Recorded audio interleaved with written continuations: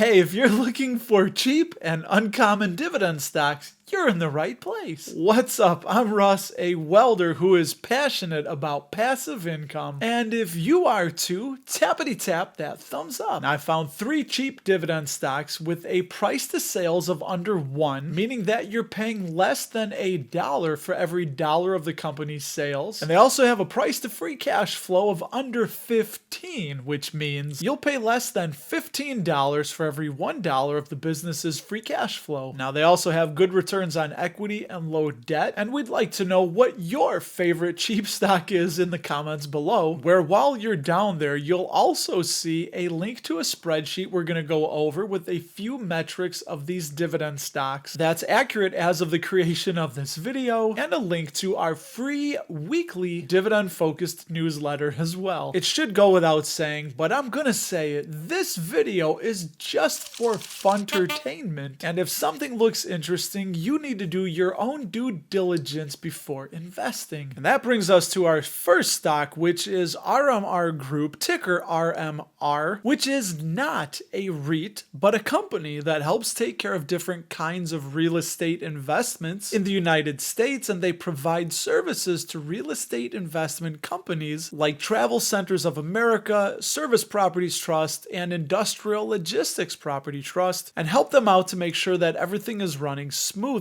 Now, we're going to be using simplysafedividends.com for this, which I do subscribe to. So if something looks a little bit interesting, feel free to pause the video and take a little bit of a deeper look at some of the trends. So Simply Safe gives RMR a dividend safety score of 43, borderline safe, 5.64% current dividend yield. They have an 8% 5-year dividend CAGR, which is pretty nice. But while they show a 2-year dividend growth streak, that could be in jeopardy because the dividend has now been frozen for 7 quarters. And again, the dividends are qualified because they are not a REIT. Their dividend yield is 13% above the 5-year average, and the PE is just below the 5-year average. Their free cash flow payout ratio only 25%, which is pretty low, and that $6.41 of free cash flow per share can easily cover that dividend that's $1.60 a year. Sales growth has been climbing 18% the last 12 months. Interestingly enough, their shares outstanding were at 16.1 million, jumped up to 31.3, and then right back down to 16.4. So I couldn't find what that was all about. So if you're interested, go ahead and do some digging. Total sales, would love to see that a little bit bigger and up and to the right, but it's just flat. 221 million in 2014, 236 million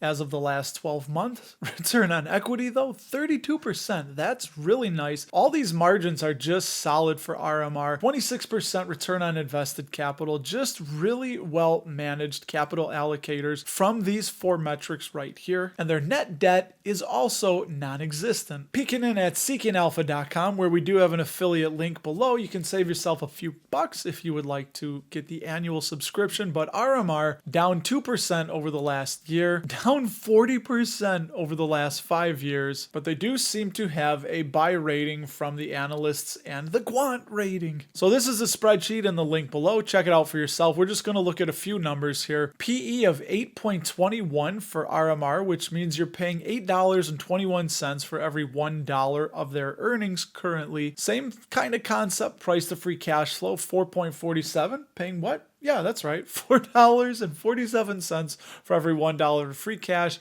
Same thing with the sales, 49 cents for every $1 of their sales. And they do have an ownership on the inside, management does, of almost 9%. Next, we have Case New Holland, ticker CNHI, and they're a company that's in transition as they've just voluntarily delisted from the Italian Stock Exchange, and now they only have their shares on the New York Stock Exchange. They have a CEO who's pretty new, and he used to be the CEO at Polaris. They spun off their on-road commercial truck business so they could focus on agriculture and construction, and recently acquired their precision agriculture partner Raven Industries to hopefully become the leader in autonomous farming equipment and technology. And they trace their history all the way back to 1842 when Jerome Case founded the Racine Threshing Machine Works. Hi Jerome. CNHI is unrated by Simply Safe Dividends. They have a dividend yield of 3.21%. And for all y'all who think that a cheap share price, meaning dollar amount, is good and that's what you look for, hey, CNHI is under 12 bucks a share, so there you go. 17% 5-year CAGR. But that's obviously because they've had a lot of cutting, a lot of valleys. Again, they're a company in transition, new CEO on board. Do be aware that currently they pay their dividend every year. That may change, but as of now, it's an annual dividend payment, and they'll probably go ex-dividend right around this guy's birthday in mid-April of 2024. But they do pay 38 cents per share currently. And on to some financials, they have a free cash flow payout ratio of negative 153%. Why? Well, because their cash flow per share was negative 25 cents. From what I understand, there's been some issues, some headwinds in the agriculture space, especially down in South America. It's kind of affected their business. And once again, this is a business that's trying to transition. So this one may require some patience. But sales growth was at 32% in 21. It's come back down to only 12%, which isn't terrible. Shares outstanding, 1.36 billion. It's been kind of flat. They did authorize a $1 billion share buyback plan recently, so that should help. Plus, being listed only on the New York Stock Exchange should also provide extra liquidity and assist them in buying back those shares, making it easier. Total sales have been down 33.8 billion in 2013, 24.8. You've kind of got to look into the future. So this should hopefully continue going up and to the right. A really strong return on equity of 32%, return on invested capital 9%. Again, free cash flow margin is negative right now. Net debt has been ticking downwards, which was at 71% in 2013, 44% the last 12 months. Now, interest coverage ratio, if you don't know what this number is, it's pretty cool because this tells us that Case New Holland currently has $30.40 of operating income to easily cover every $1 of interest expense on their debt. Over the past year, Case New Holland is down 26%, but the 5 years, they're up 27%. But if we go out 10 years, they're only up 5%. And the ratings have a buy, but the quant, their algorithm on Seeking Alpha gives them a hold. Case New Holland has a PE of 6.91. No price to free cash flow. Why? Because they don't have free cash flow right now. And you're paying 64 cents for every $1 of their sales currently. And I really like this, that their insider ownership is at 33% almost, which is really, really high. And we like to see when management has a lot of skin in the game and eats their own cooking. Number 3, Oxford Industries. They're an apparel company that has a brand that many people know, especially a lot of men in your life, which is Tommy Bahama. And they also have brands like Lilly Pulitzer, Johnny Was, Southern Tide, and Duckhead. And while most of us have heard of Tommy Bahama, well, it's good reason because they're currently responsible for 57% of Oxford's revenue. So that's something you should consider, but do know that they are trying to grow their other brands. And just like Case New Holland, Oxford is unrated and they have a 2.66% dividend yield, but only a $1.51 billion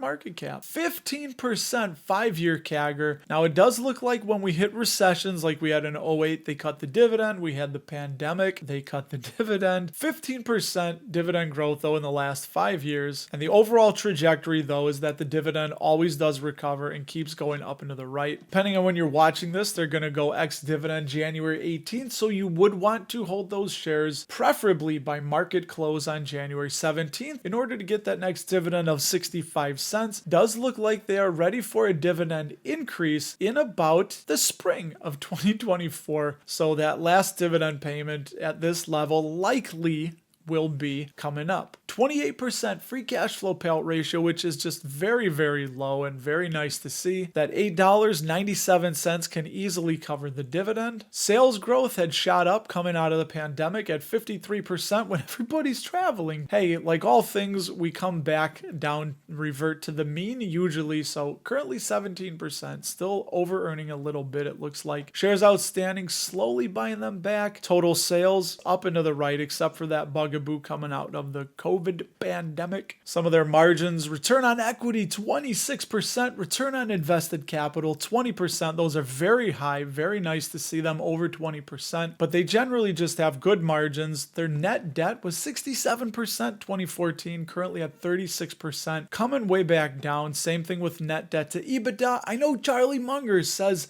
it's BS earnings, but if you don't think it is and you like to look at this metric, it would mean that it would take just under a year, so 0.98 of a year of EBITDA to pay back the net debt, from what I understand. And their interest coverage ratio, $29.65, can easily cover every $1 of interest expense on the debt. And Oxford Industries is up 4% the past year, 33% the past 5 years, and over the last 10 years, a respectable 23%. They get a hold, but hey, look at Francesco Infusino gives them a strong buy and says that they're an undervalued company with a solid brand. Oxford has a PE of 10.1. Price to free cash flow, again, you're paying $10.77 for every $1 of their free cash flow, 97 cents for every $1 of their sales, and the insiders own just over 4% of the shares outstanding. Now, we've got to know from you, dear dividend investing viewer, do any of these 3 dividend stocks look interesting to you? If so, share us below, or share with us below why or why not. I spoke with a fellow community member named Craig. On Twitter goes by the name of SCHD Stan, maybe you've seen him,